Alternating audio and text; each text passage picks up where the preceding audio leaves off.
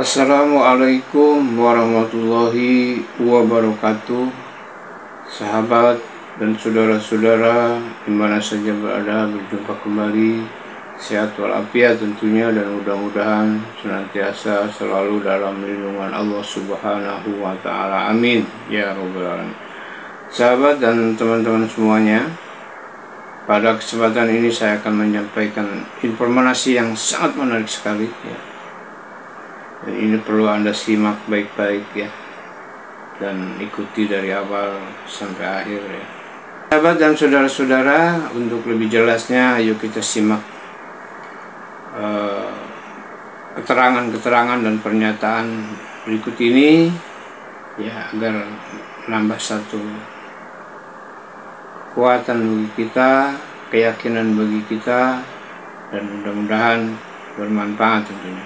Baik, sebelumnya jangan lupa di like dan subscribe. Bagi yang sudah subscribe, saya ucapkan banyak terima kasih. Mudah-mudahan Allah bukakan rezeki yang sebesar-besarnya dan seluas-luasnya, dan Allah beri segala kemudahan, serta Allah beri umur panjang serta bermanfaat. Amin ya Rabbal Alamin. Oke, yuk kita simak video berikut.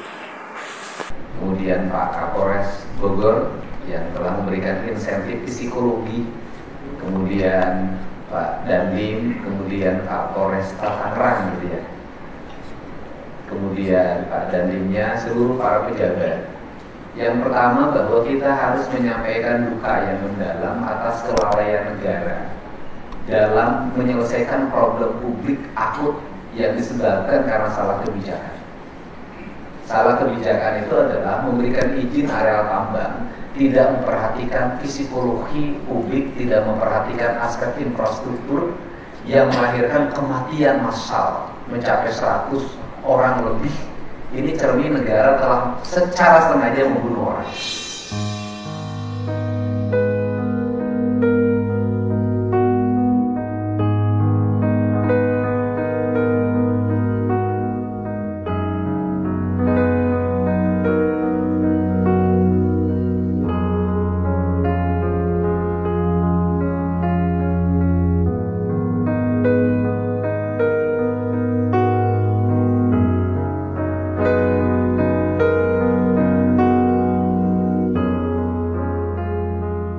Dengan mengizinkan tapi tidak menyiapkan infrastruktur, itu kan sama dengan orang nyuruh pergi ke laut tanpa kapal, kemudian tanpa pelampung, dan kemudian kalau terbunuh itu kesengajaan.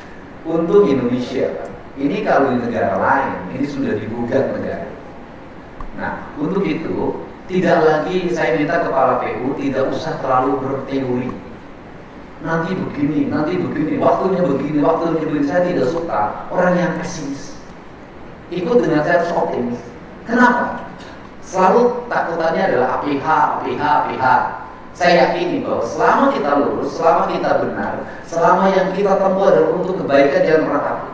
Kita dipimpin oleh Pak Prabowo yang menginstruksikan pada kita semua untuk berpihak pada rakyat, mengambil tindakan-tindakan yang cepat dan nyata dan terukur. Nah, hari ini Jawa Barat sudah punya fiskal yang cukup. Kita harus sudah mulai melangkah pada hal yang nyata. Hal yang nyata di depan kita adalah dua musibah yang sering terjadi. Yang pertama adalah musibah di Parung Panjang. Yang kedua adalah apa tidak malu orang Jawa Barat dalam setiap kenduri, dalam setiap minggu orang ngomongin puncak. Ngomongin puncak, yang pungutan liar, kemacetan, orang pingsan, orang meninggal. Nah, ini kan keteludaran kita dalam membaca. Karena apa? Karena kebiasaan pejabatnya kalau satu minggu ikut liburan, bukan melihat orang yang liburan. Ini yang perlu menjadi catatan penting kita. Sehingga hari ini kita ambil dua hal menurut saya. Paparannya nggak usah panjang-panjang. Setiap paparan pasti gambarnya itu. Yang itu cukup di WA-in, lihat di WA kita udah tahu paparan begitu. Eksekusinya cuma dua, Pak. Parung Panjang tuh, nggak usah paparan lagi. Yang pertama adalah kalau mau tol panjang itu nanti harus AMDAL, belum perhitungan investasi 1 triliun kan dari Pemprov melalui BUMD-nya nanti harus kerjasama panjang, Pak, gitu. Dan kalau dikerjakan mungkin selesainya tahun 2000 27 baru selesai. Nanti yang matinya tambah jadi 300. Saya nggak mau, gubernurnya Deddy Mulyadi nggak mau review. Nah, jadi yang dilakukan oleh kita hari ini adalah bangun jalan yang kewajiban jalan provinsi sekarang yang menghubungkan, yang menyelesaikan Paru Panjang. Tinggal meningkatkan kualitasnya saja, Pak. Kualitasnya ditingkatkan. Kemudian duitnya dari mana? Duitnya sudah ada, Pak. Duit yang di BUMD 70 miliar tarik oleh Pemprov. Kan sudah ada 70 miliar nongol di situ. Itu duit 70 miliar kalau di bank, kalau diputerin udah jadi berapa? Tarik, Pak, kembali lagi ke Pemprov, alokasikan untuk jalan. Nah, di 2026 untuk tol itu terus sekarang ditempuh prosesnya. Jangan sampai kita berspekulasi ingin membangun tol tambang, tolnya udah 3 tahun nggak kebangun-bangun, jalan provinsinya nggak dibangun, yang matinya tamapannya. Ini yang perlu saya sampaikan. Kemudian yang kedua, untuk jalan yang puncak 2 sudah aja bikin perencanaan dengan baik. Lakukan, kalau mulai dari sekarang ada alokasi 100 miliar, 200 miliar, mulai dulu. Jangan dulu berpikir 7 triliun, jangan. 7 triliun tidak akan terwujud kalau tidak dimulai dari 100-200 miliar. Saya selalu menggambarkan tadi malam, merangkai jalan provinsi jangan terlalu berpikir idealis, harus 8 meter lebarnya, 12 meter, bebasin jalan. Jangan, Pak.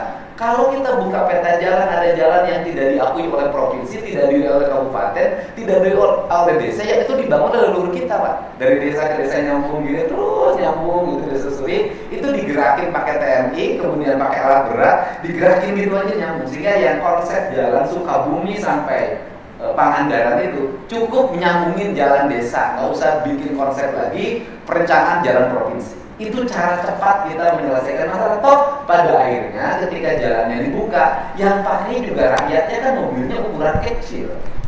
Ini. Nah, rapat hari ini fokusnya satu, bukan membangun jalannya, karena fokus satu hari ini adalah putuskan yang sebab Pak Kapolres kemarin, bagaimana mengatur jamnya dulu, Pak. Gitu loh, hari ini kita mengatur jamnya dulu, hari ini putusin, gitu kan? Agar apa? Agar anak sekolah pergi kerja tidak berbenturan dengan mobil tambang. Itu dulu. Kalau urusan jalan mah bangun mah nggak usah rapat begini, gitu loh. Nah itu dulu yang diputusin awal sekarang. Nah setelah itu nanti baru kita urusan langsung ke puncak 2, karena puncak 2 lintas kabupaten. Kemudian kalau yang untuk itu kan jalannya sudah ada, itu perencanaannya internal kita aja, Pak.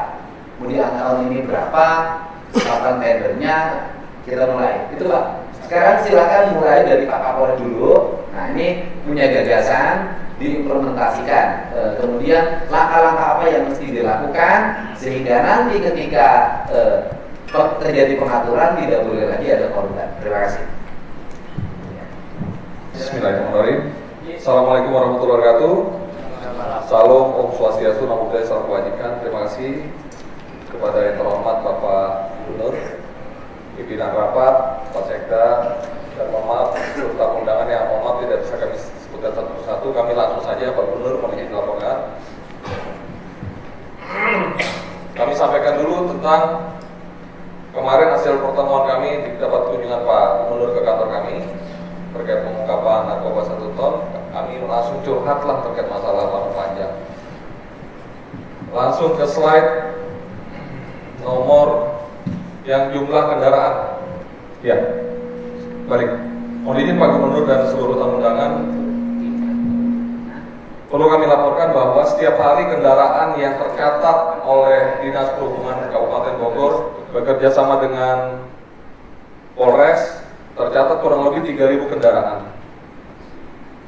Kemudian jumlah kantong parkir yang ada di sana hanya bisa menampung 650 kendaraan per hari.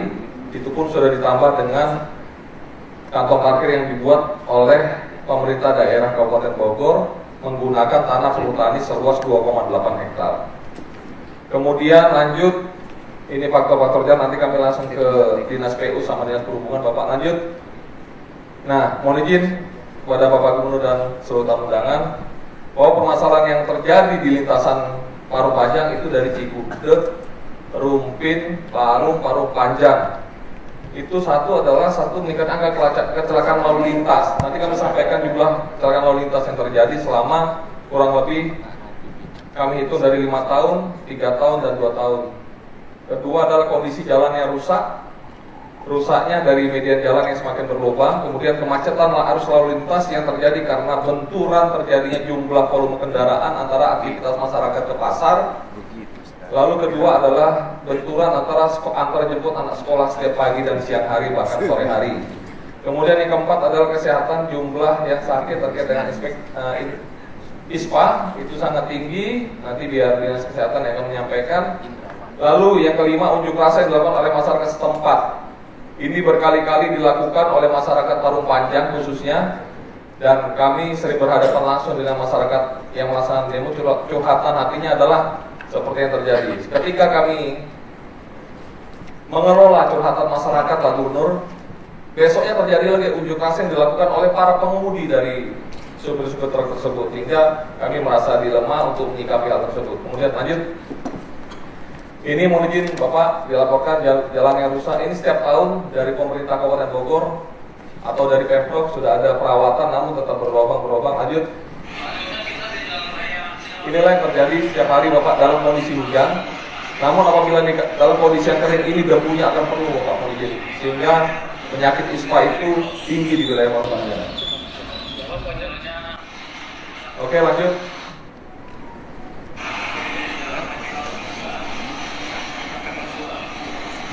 Ini malam hari Bapak yang terjadi setiap hari kami merasa mengalami seperti ini.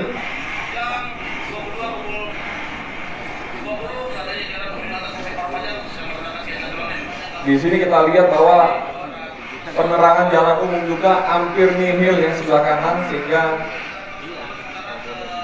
bisa mengakibatkan kecelakaan lalu lintas naik. Lanjut.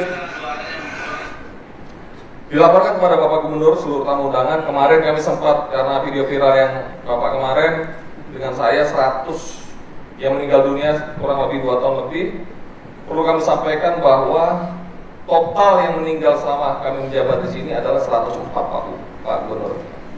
Dari tahun 2019 sampai 2024 total kejadian 424 yang meninggal dunia, mayoritas adalah masyarakat sana, adalah 195 orang. Luka berat sebanyak 104 orang, luka ringan adalah 231 orang. Meninggal satu itu kerugian yang besar buat kita.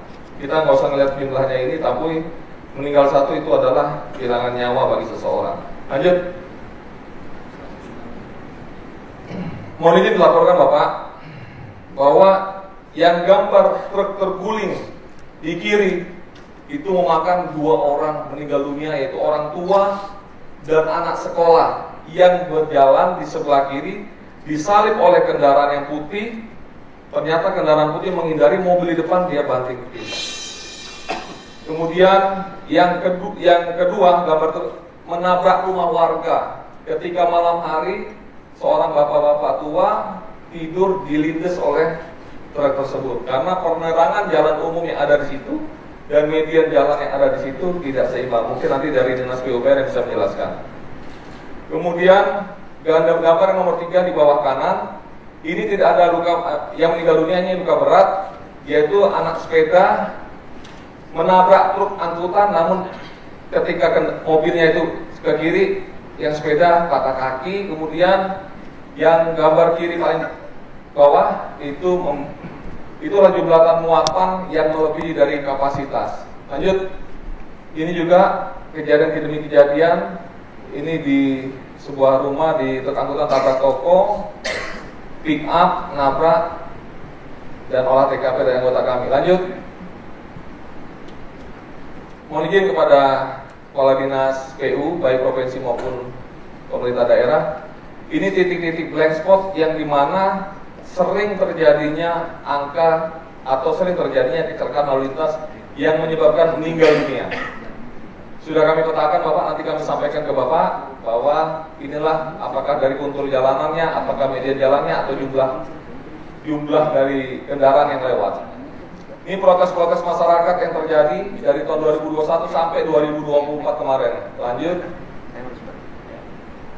ini protes dari angkutan barang ketika bila mana kami memberikan jam berlaku yang melaksanakan Perbuk Bupati Bogor tahun 2023 dan para supir angkutan barang malah menabrak portal yang kami jaga secara bersama-sama dengan pemerintah daerah dan aparat TNI. Ya, ini mohon izin dilaporkan kepada Pak Gubernur dan seluruh tamu undangan bahwa faktor saran langkah yang kami ambil, yang dapat kami berikan saran kepada pimpinan rapat pada hari ini adalah dari segi faktor jalan, yaitu mempercepat pembangunan tol khusus angkutan tambang seperti yang tadi dibahas, mohon izin. Kemudian kedua, melakukan perbaikan dan pelebaran jalan, banyak kejadian-kejadian yang jalannya sangat rusak.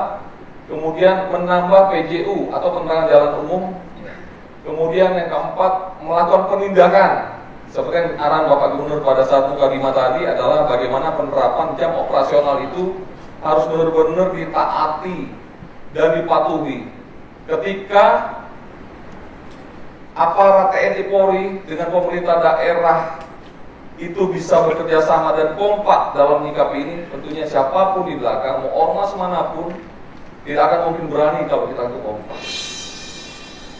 Karena mohon izin laporan kepada Pak Gubernur,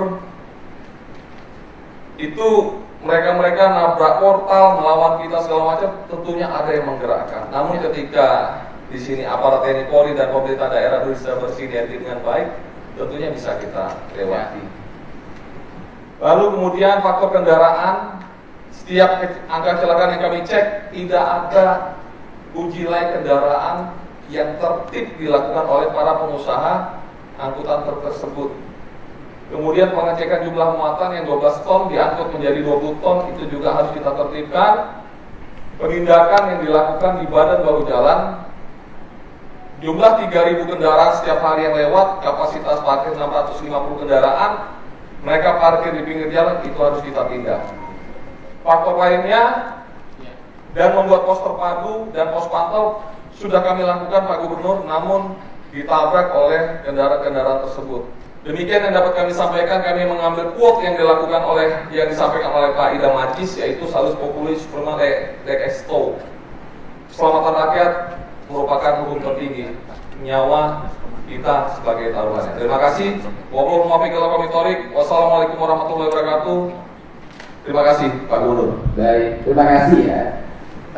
Yang pertama, saya setelah tanggal 20 ini instruksi, sekarang syarat.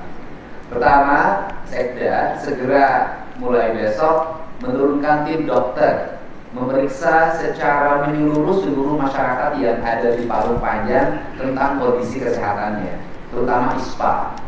Yang kedua, dari anggaran yang dimiliki hari ini, kalau ada anggaran untuk PJU, segera digerakkan untuk dipasang di Parung Panjang. Yang ketiga, portal-portal dibangun kembali dan nanti kita bikin pertemuan tingkat Polda, gitu kan? Tingkat Polda, tingkat Kodam, agar berbagai pihak yang hanya mencari keuntungan dari Parung Panjang menghentikan seluruh perilaku buruknya, melanggar hukum, melanggar kemanusiaan, menghancurkan infrastruktur. Yang berikutnya, nanti kita pergasan saja, siapapun yang melawan harus kita lawan. Mobil yang lewat ke situ adalah mobil yang memiliki standarisasi keselamatan. Yang tidak memiliki standarisasi keselamatan suruh balik. Caranya adalah di operasinya menjelang masuk, bukan ketika sudah penuh muatan. Yang tidak sesuai dengan standar operasi suruh kembali. Karena apa? Karena mobil over muatan dengan kapasitas tinggi ini sekarang selalu menjadi biang dari kecelakaan, baik di jalan umum maupun di jalan tol. Ini yang menjadi fokus. Yang berikutnya adalah pemerintah provinsi segera menyusuni perubahan, memberikan kompensasi pada keluarga korban yang meninggal karena Parung Panjang. Saya ingin memberikan satu orang dikasih 50 juta satu keluarga.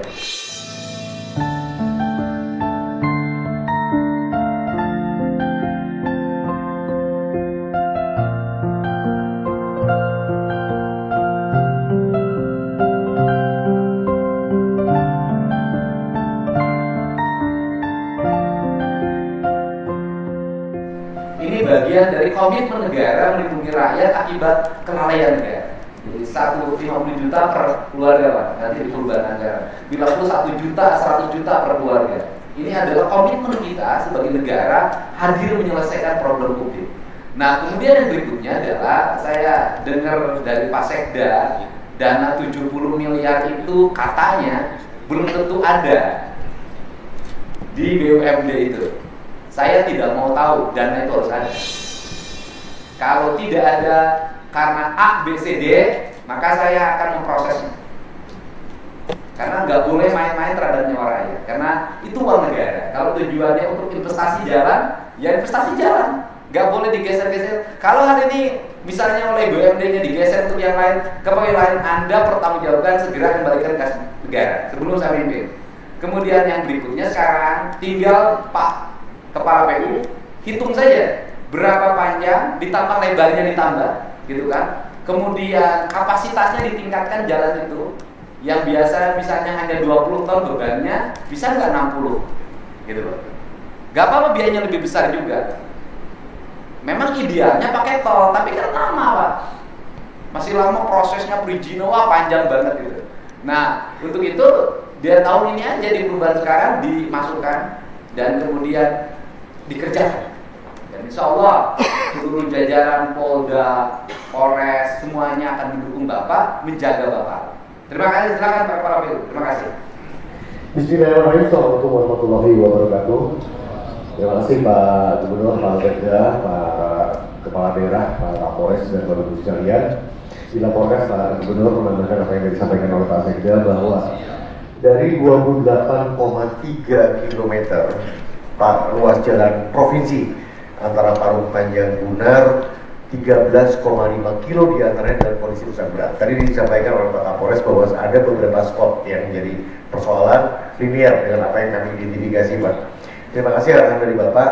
Poin pentingnya mungkin barangkali Pak Gubernur yang ke arah utara, yang ke arah perbatasan Tangerang ini yang menjadi super prioritas. Barangkali, nah ini bisa kalau pakai kursornya.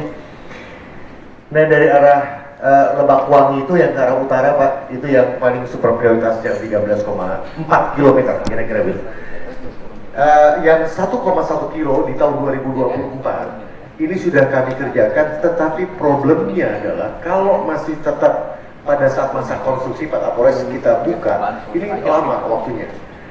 Problem yang kedua adalah karena struktur jalannya sudah rusak Pak, mesti dibongkar. Ya, bongkar aja Pak. Bongkar kemudian dibuang. Nah ini butuh waktu Pak. Tapi saya optimis ini bisa kita kerjakan dengan baik. Ya.